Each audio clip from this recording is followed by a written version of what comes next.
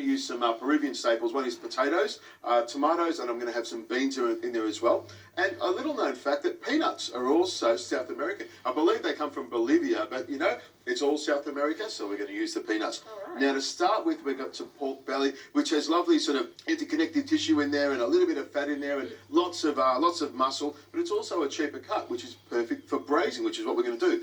In goes some cumin, about a tablespoon of that, and in goes some smoked paprika. You could use regular paprika or just chili if you want, but I reckon that's going to make it taste really good. You can smell it already, can't you? Yeah, really good. I'm going to put some salt in there because salt loves meat and meat loves salt, and you know this already, and I'm going to get you the T-shirt for it. You know, I'll get you to wear it one day. I was wondering that was coming. Yep. There we go, and I'm going to put some pepper in there, and I've got a lovely spoon here.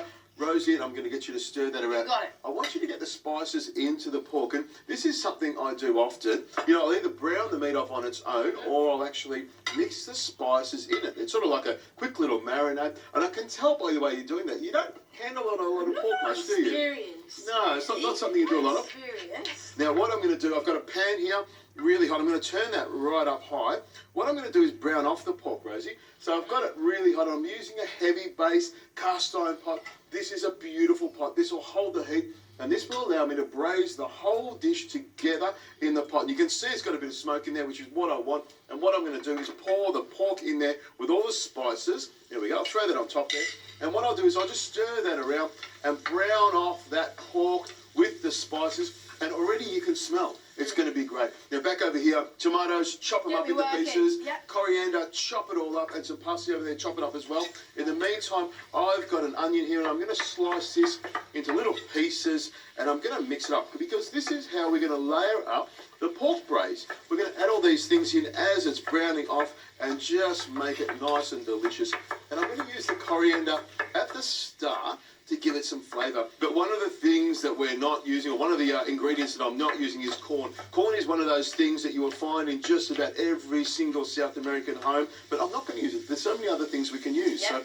So in goes some bay leaves, Rosie. In they go. And I'm also going to throw the garlic, the onions, and a couple of green chilies that I've just chopped up. And I've left the seeds in there as well. And what I'm going to do is just sweat all that up nice and gently. You can smell it. Great. Yeah. And for a non-meat eater to say that this smells great is something, and I really appreciate that. No, that does smell good, I'm going to tell you. Now, I've got some celery. What I'm going to do is slice this up. And you could go through your pantry or your fridge and pull out all the things that aren't lasting or have been around for way too long, and just throw them in here. Now, I've got some potato here, and you're going to love this, Rosie, because I'm not going to peel the potato. I'm going to keep the skin on. And I know it's got nutritional properties having the skin in there, but it also helps to hold the potato together, because this is going to braise for quite a while. So you want to chop the potato nice and large so it actually holds together. So just... Nice chunky pieces is nice though, isn't it? Exactly. I probably use sweet potato in my one. Now in goes the parsley and the coriander. And if you're in South America, you would call the fresh coriander, you call that cilantro. And the dried coriander, you call that coriander. Now slide those tomatoes over here. I'm going to throw the potatoes in here as well. In they go. And of course the peanuts. I've got some lovely roasted peanuts. You could use unroasted if you want, but I think the roasted peanuts have a much better flavour. Just the only trick is don't buy the salted ones, because you'll just be adding a lot of salt to it. In go the peanuts. In goes the tomato. Now over there, Rosie, if you can pass me the liquid. I've got 3 liquids in jugs there. I've got some white wine, which is one of my favourite things. Always make sure you have a little sip of this first to make sure it's quite good. About 1.5 cups of white wine. I'm also going to add a little bit of vinegar, just for some sharpness there. A little bit of red wine vinegar, about 1/4 cup is what you need. And I've also got some chicken stock. You could use beef stock, you could use lamb stock, you could use alpaca stock if you want. But I'm just going to use all vegetable stock, all that stock that you get from the tap. And I've got about 1 litre of that in there.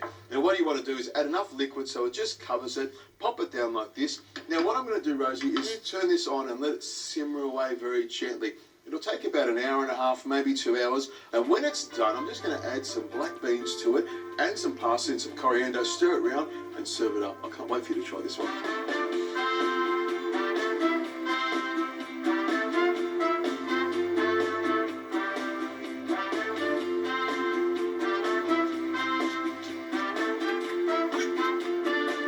Rosie, you can see it's reduced down nicely. I'll put some nice parsley on the top of it. Smells delightful. It smells good. You can really smell the acid of the vinegar has gone through there, and the wine as well. And of course, I added the beans at the last minute. Now, if you are using dried beans, you would soak them overnight and then put them in at the beginning, because they do take a while to cook. Yeah. And in South America, they often cook in pressure cookers because they're so high up. Yeah. Pressure cookers are the only way to get things cooking properly.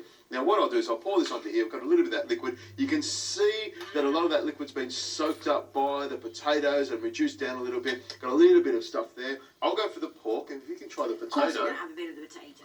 Oh, look at that. Nice bit of pork. Right. You can see it's cooked all the way through. It's nice and tender.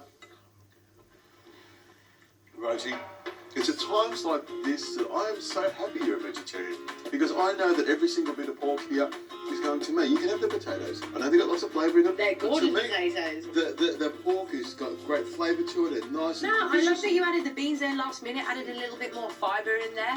It's delicious, it smells good, like I'm sure the meat tastes divine.